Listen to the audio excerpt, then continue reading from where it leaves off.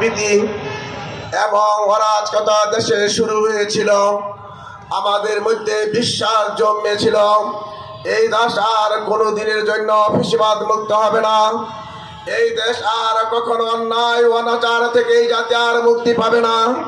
এই দেশের জনগণ আর চাঁদাবাজ লুটতরাজ আহাজানি রাহাজানি মামলা হামলা গুম হত্যা রায়নগর থেকে মুক্তি পাবে না।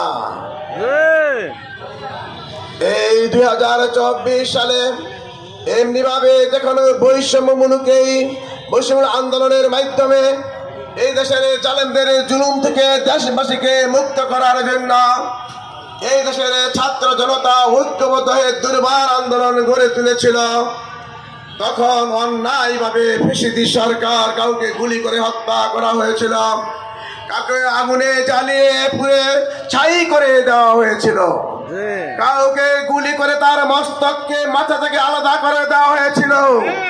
যারা ময়দানে নেমে আসছিল তাদেরকে ধরে ধরে তারা তাদের লাশগুলোকে গুম করে ফেলা হয়েছিল।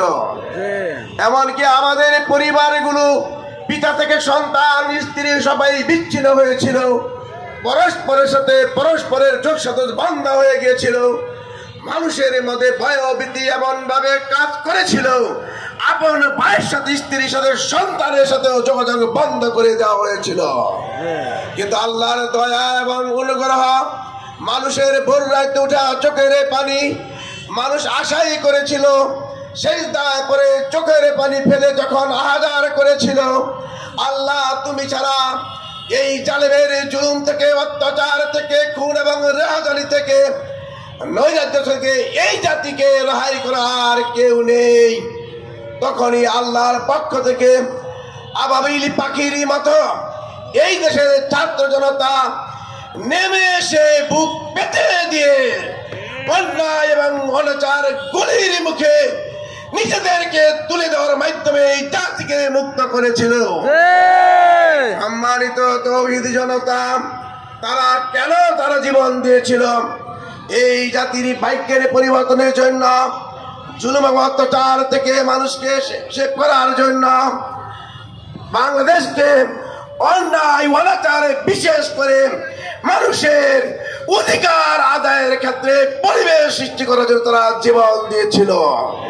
সবচেয়ে বড় ব্যাপার ছিল এই দেশে কিভাবে শান্তি এবং শৃঙ্খলা ফিরিয়ে যায়, মানুষের ভোটের অধিকার কিভাবে ফিরিয়ে আনা যায়, মানুষের জান এবং মালের কিভাবে নিরাপত্তা দেওয়া যায়, এইগুলোকে সামনে রেখে তারা জীবন দিয়েছিল।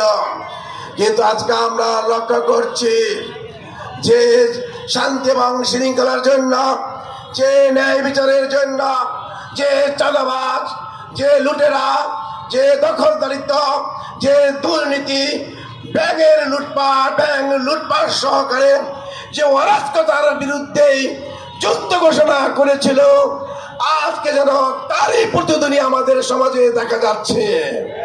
প্রিয় ভাইরা, আমরা তাদের যারা রক্ত দিয়ে, চোখ হারিয়ে, পা হারিয়ে, জীবন দিয়ে আমাদেরকে এই পরিবেশ সৃষ্টির সুযোগ করে দিলেন, ওই সকল ভাইদের সাথে কি আমরা বেঈমানি করতে পারি?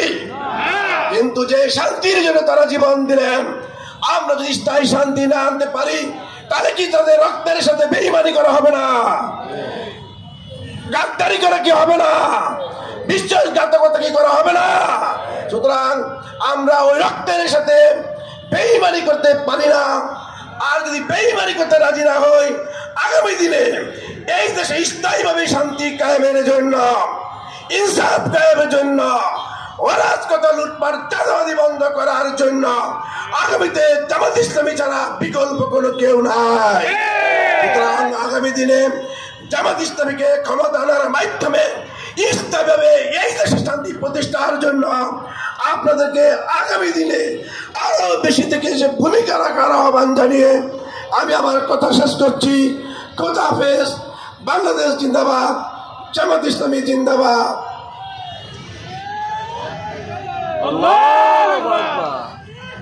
ধন্যবাদ।